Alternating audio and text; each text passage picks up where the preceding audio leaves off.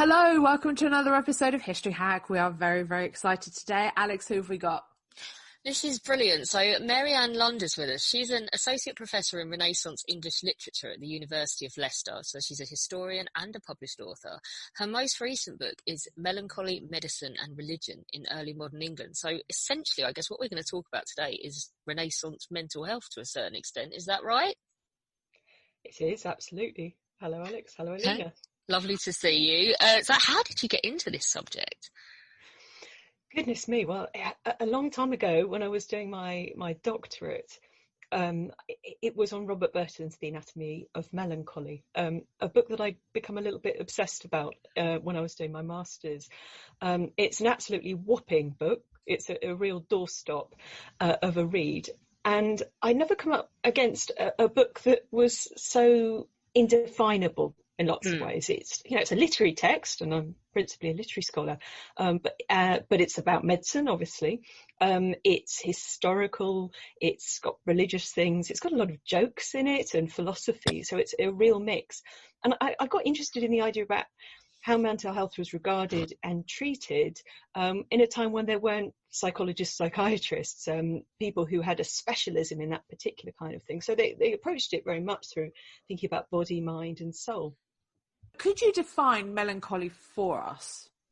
That's a good idea. That's where we start. Yeah.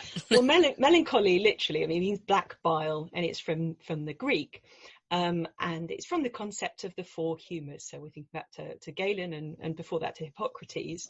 The idea that our bodies have these four fluid substances. We've got blood, choler, melancholy or black bile, and last of all phlegm.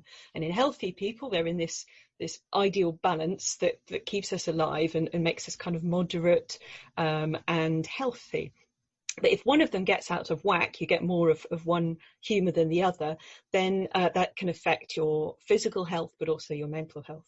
So melancholy itself as a disease it's a kind of a mental illness, dotage. Robert Burton calls it in The Anatomy of Melancholy. It's not a feverish thing, so it's not about you becoming frenzied, but it's accompanied for most kind by sorrow and fear. So you can feel sad, but you also can feel frightened. The nearest modern equivalent would be sort of depression and anxiety, but you can't make direct connections, I think, between melancholy and our present categorization of mental illnesses, because we tend to give lots more words to something that back then had this kind of one catch-all term, if you like, melancholy. So it's very much physically rooted in lots of ways, but it's also a disease that had many different permutations to it. So is it Democritus or Democritus Jr? Who was he and how does he fit into the narrative? Okay, so when Robert Burton wrote The Anatomy of Melancholy, which came out first in 1621, 400 years ago, he published it not under his own name. He published it under the name of Democritus Jr. And in doing that, he was saying that he was heir of an ancient Greek philosopher.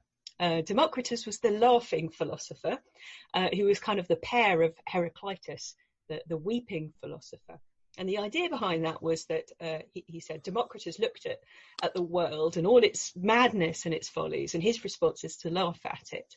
So kind of satirical in some ways, whereas Heraclitus cried and mourned its follies. In fact, Burton, by taking on that kind of mantle, he actually says that really a mixed passion is what you need as a response to the world.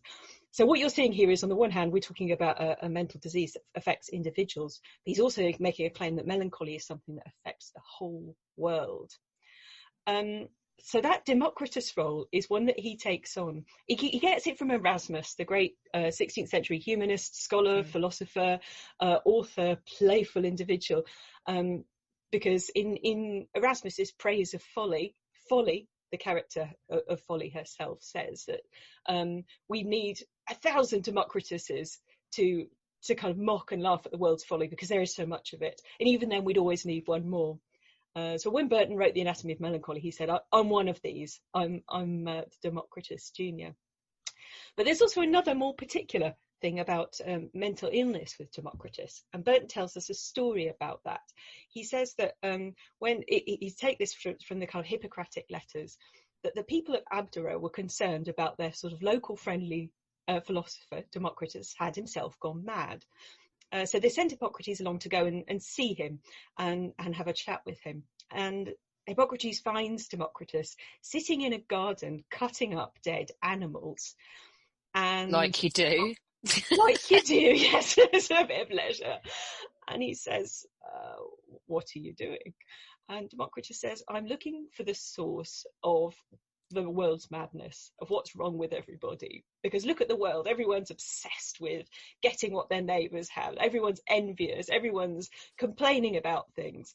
And I'm trying to work out where it is, and I can't cut up humans to do that. So I'm going to cut up animals instead and work out from them where it might be in us humans. Is it in a particular organ?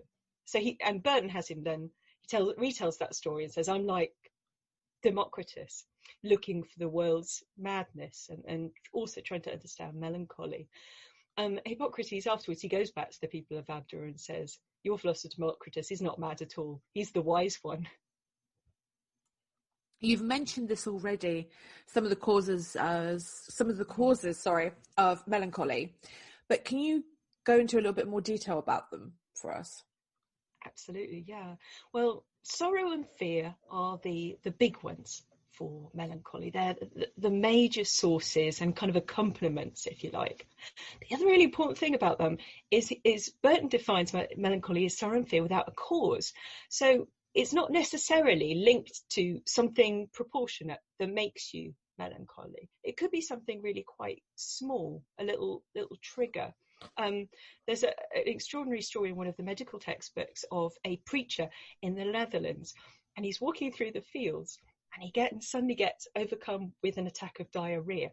So he runs for a ditch, jumps down into the ditch to pull down his trousers to relieve himself. And then one of his female parishioners comes past and sees him, catches him in the act. And according to this medical story, then he's so horrified by the shame and the embarrassment of being seen having a liquid poo in a ditch that he takes to his bed and is overcome with melancholy for months on end. So it doesn't need to be anything, majorly significant. Nonetheless, it can be. I mean, it can be some really a natural disaster. There are stories of people who, for instance, got caught up in there was a big earthquake in Bologna in 1504, and one of the stories is of somebody who not only is overcome with the fumes and the horrible event itself, but then he can't get past it, and eventually takes his own life.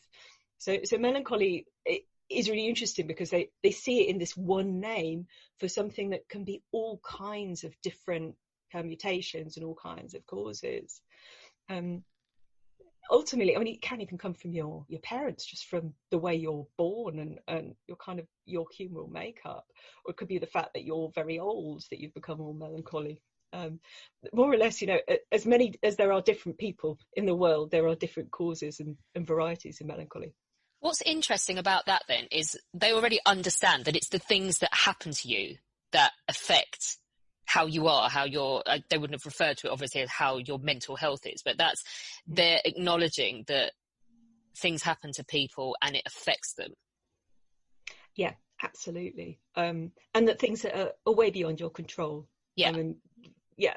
I find it very interesting, for instance, that they kind of register the fact that, I mean, perhaps what we might call kind of the chemical balances of the brain. It's very different understanding, of course, in the ancient times and through to the Renaissance, but that understanding that there are some things you can't change about yourselves, and which really affect you.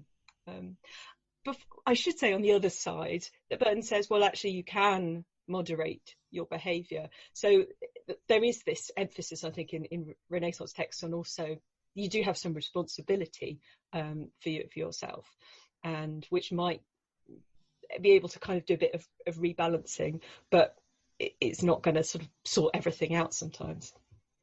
Which of the causes interested you the most when you were writing your book? I mean, the book that's coming out early next year is A User's Guide to Melancholy, and it's a kind of more popular version of some of the work I've done on melancholy and the anatomy of melancholy. And I start each chapter by talking about a case study about an individual story. And I think I must admit that rather than a particular cause, it's the stories that I found quite kind of captivating.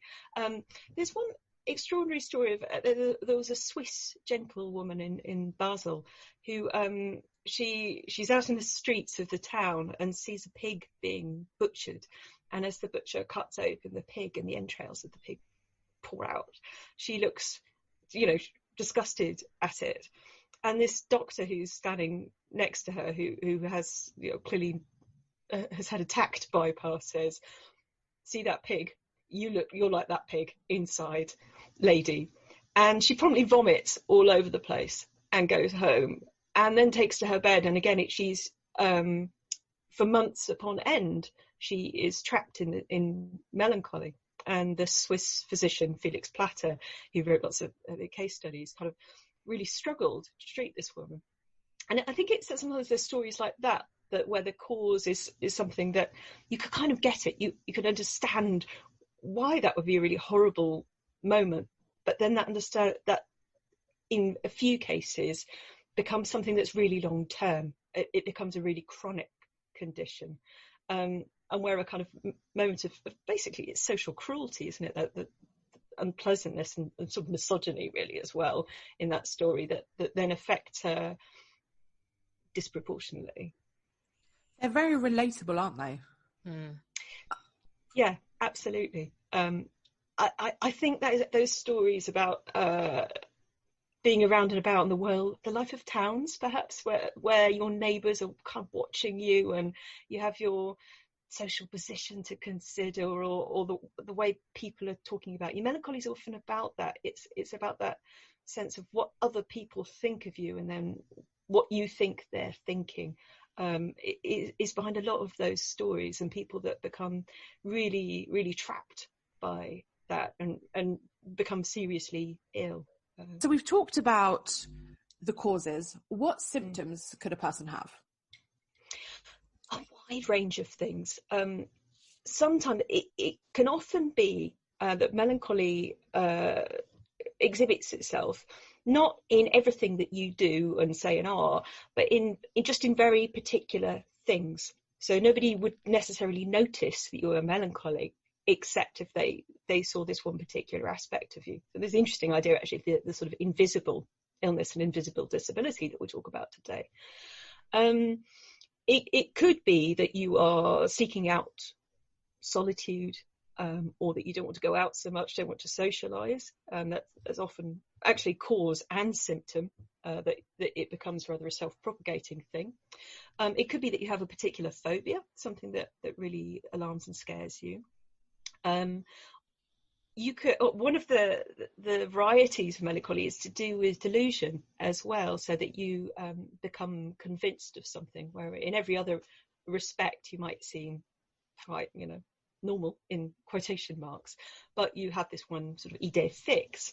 So there are melancholics who think they're made of glass, for instance, and the stories go in every other respect they seem normal, except that they are terrified of people coming near them, because they will break. I think that's a particularly interesting thing to think about in a time of social distancing and pandemic.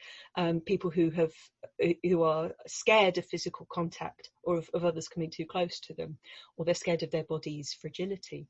Likewise, there's a story of somebody who was ill with a physical disease for a very long time, and his doctors cured him of the disease, but they gave him a particular strong smelling medicine.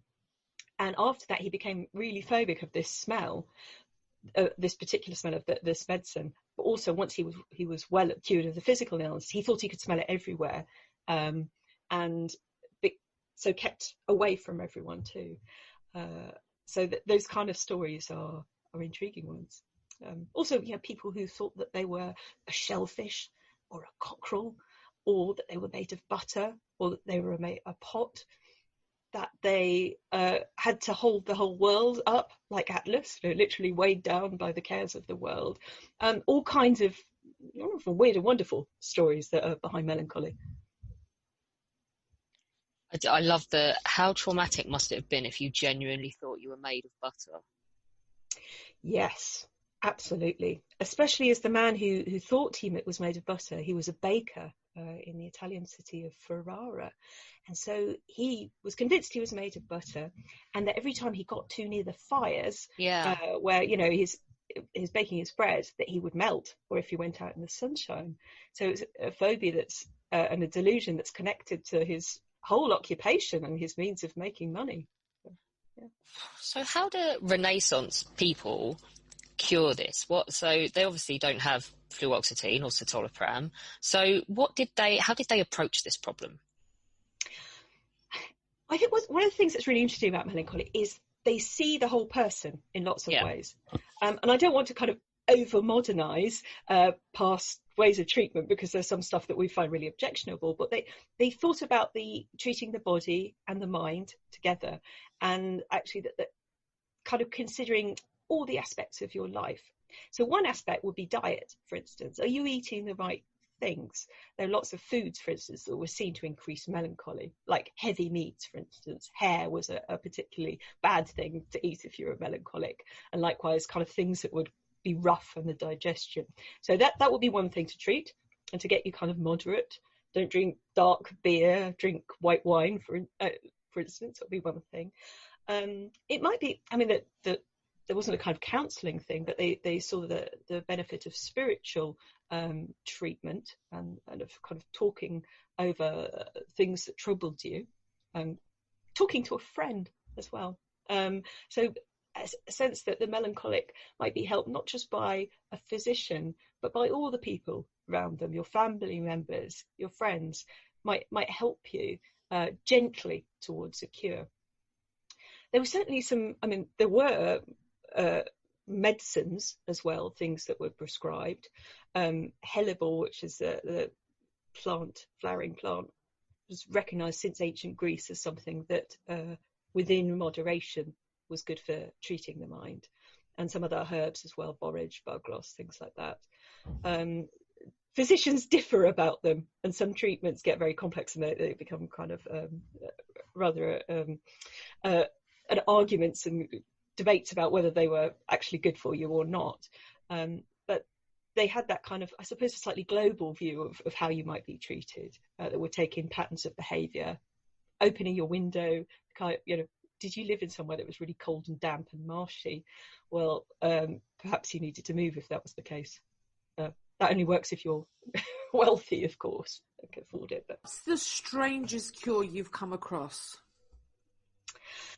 Oh, that's a good question. I think that the strangest that Robert Burt mentions are the ones that involve delusion and treating delusion. So there is a story of a gentleman in Siena who became convinced that if he went to the loo, if he urinated, that he would flood his whole town. He thought that his bladder was so full that and enormous that he would just wee everywhere and everybody would drown. And the way that they treated it was actually by sort of entering that story and kind of saying, okay, well, that's going to happen. And the doctors went and got the bells in the town to be rung, which is the kind of fire alarm system of Renaissance Siena. And they got someone to light a fire in the house next door so that there'll be wafty smoke. And they got the servants and other people to run around going, fire, fire. And they ran up to this chap's bedchamber and said, you're the only one that can save us. Please go to the toilet now. And then you could put our fire out. And then he did. He relieved his bladder. And the moment he did, his melancholy delusion was cured. And he realised that this was not the case at all. His bladder was not infinitely large. And there are lots of stories like that of Renaissance melancholy. People who thought they were dead, and the doctor gets his assistant to dress up as a corpse and then have some food because the patient won't eat, and say, oh, look, of course the dead can eat. I'm dead and I'm eating. And so they enter the reality of the melancholic and then work with them. And these stories get retold because they were seen as, amusing and strange and weird and wonderful. But I think there's also that really interesting sense of compassion for the sufferer, in that they're not going to be cured by persuasion necessarily. So you have to kind of work with the person. Can I chuck an extra question in here? Because we started to touch on something that really interests me. It's become a lot more acceptable now to have a mental health issue, and people, we're starting to adjust and improve our responses to people who are suffering from mental health issues. How did people respond to melancholy in the period that you look at?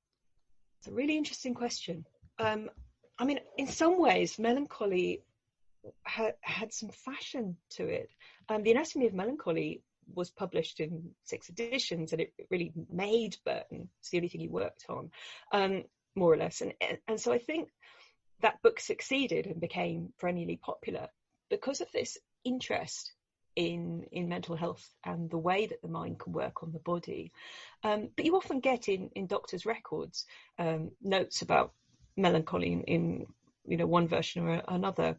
I don't think there's a sense of a stigma to melancholy at all. In fact, rather the other way. I mean, you think about those sort of 16th century portraits of gentlemen where it becomes the kind of emo goth thing, they're dressed in black is the colour of melancholy, and rather styling themselves as that. So it's interesting because on the one hand there is the almost fashionable posturing as melancholy in the Renaissance, that because you are lonely and mysterious, but you also have that touch of genius about you. Melancholy has that link with genius. Kind of like we've had Carolyn Day on talking about these nutty women in the 18th century who wanted to look like they were dying of TB. Yeah. It's a similar thing, isn't it? Isn't it odd the way things become fashionable? Yeah, but I think this is the kind of male version of that. But you get people, I'm thinking like Margaret Cavendish, the great 17th century aristocrat poet, and she styles herself as melancholy too. But what's actually really interesting is that in the Anatomy of Melancholy, Robert Burton, he says, that there is that part of it, of the self-styled melancholic, but it's also serious. This is not something to be trifled with. In fact, he says that there are people who start kind of, being a bit lonely, being not doing anything, and then actually that's the tipping point. They get sucked into the irrevocable gulf, and then it becomes really dangerous. You can't get yourself out. So I think Burton and his contemporaries, they had no doubt that this was something that could be very serious and indeed lifelong. He claimed himself to be suffering from it, so I think he had that sense of the sufferer speaking out. So do you think his book made any sort of difference to the way we look at it now? Yeah, in lots of ways. I mean, from a literary sense, loads of people read it and found it interesting. They read it for the stories. Burton was a great collector of things and a masser of little quotations and stories and all that kind of thing. And so in a literary sense, you see that legacy. Lawrence Sterne rips some bits off in Tristram Shandy. John Keats was interested in it. It appears there's a quotation from The Anatomy of Melancholy in Middlemarch, and on. Anthony Burgess right into the present day, that kind of literary sense of melancholy. I mean, clearly in the long history of how to treat mental health, things change significantly, and it's to do with the professionalisation of medicine. In the early 17th century, when Burton was around, there was a whole range of practitioners, including the kind of licensed physicians, but also unlicensed folk, lay people, healers, people like him. I mean, he wasn't a physician. He was an Oxford College fellow and a priest, but he saw himself as kind of treating melancholy that was as a condition of the soul as well. So I think actually, if you look at the long history of mental health and illness, it becomes much more kind of clinical and professionalized with psychology as a discipline itself. I think sometimes that there is certainly that sense of Burton and melancholy casting a very long shadow. And I think actually sometimes when people look at past treatments and attitudes to mental health, we've got something interesting to learn from them too, about the way that from a social perspective, mental health conditions might be perceived, but also kind of ways of treating it that it's not just about a kind of a medical treatment, although that's a very important part of it, but also different kinds of things. Reading books, for instance, Burton himself sets up this idea that the Anatomy of Melancholy is about trying to cure it and curing through reading it, keeping you entertained and occupied. So we are source nerds on this programme. What kind of sources did you use to create such a detailed book? Well, when I was writing the User's Guide to Melancholy, it was very much in tribute and affection towards the Anatomy of Melancholy itself, because it's Burton's 400th anniversary of the Anatomy of Melancholy, and because it's be described as a book of books. He was a scholar who was reading very widely from the whole range of medical history from the ancient times to his present day. So that was obviously my principal source, but I was going back to some of his own sources too, and comparing sometimes what he does with them. So other Renaissance physicians, medics writing in Latin or in the vernacular. There was a French physician and English people writing about melancholy too.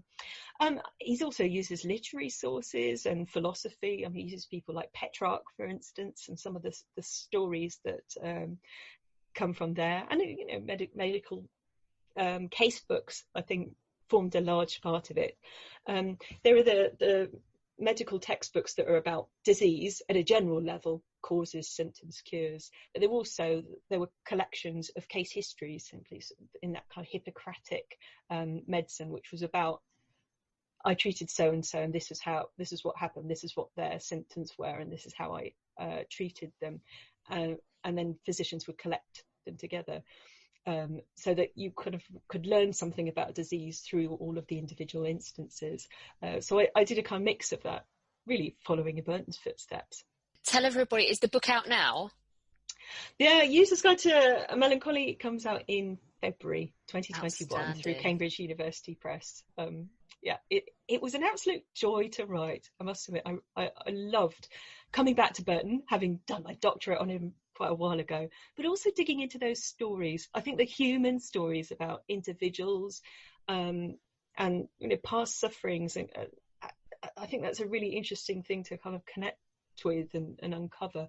And it was something that Burton was very interested in, and I think also it's why we find Burton so interesting too.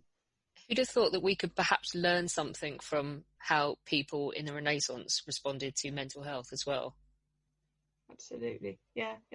And I think I have found when I talk about Burton and some of these stories that often people will open up about things that have happened to them by comparison and see those parallels. I'm always cautious about making them myself, because that's not my task as a historian. I think I like to leave those things open for other people to make the connection with their own lives, especially when you're dealing with a subject like mental health. I think you need to be very, very careful about that if you're working on it from a historical perspective, and not kind of imposing our own standards and preconceptions when you're looking at past ideas about how mind and body worked. But also, of course, from our own perspective, I think it's interesting for modern readers to make their own links, if you like. Marianne, I want to thank you so much for joining us and talking to us about melancholy. It was absolutely fascinating getting an insight into what people in the Renaissance period thought about mental health. So thank you so much. A great pleasure. Thank you, Alina. Thank you, Alex.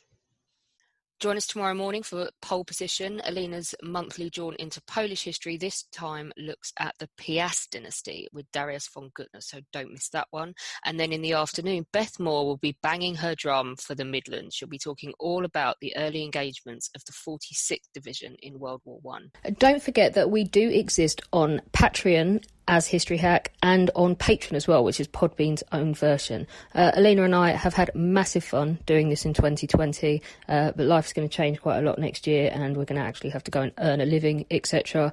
If we want to keep up the regularity that we've been bringing you and the kind of guests that we've been bringing you and the workload, then we will need your help. So if you join, there's going to be incentives for joining on either of those platforms. We're revamping ourselves on both of them, so don't forget to go in. You can do as little as $1 a month, and it all goes towards keeping up History Hack as regular as we've been able to bring it to you this year. We are now on YouTube. We are posting all of our new episodes on there, and we have our own channel, and we are gradually posting all of the back episodes because we have been made aware of the fact that you can only find the last 100 on some platforms. So you can go and listen to your heart's content and laugh at the cartoons and have a great time. So do go over there and subscribe.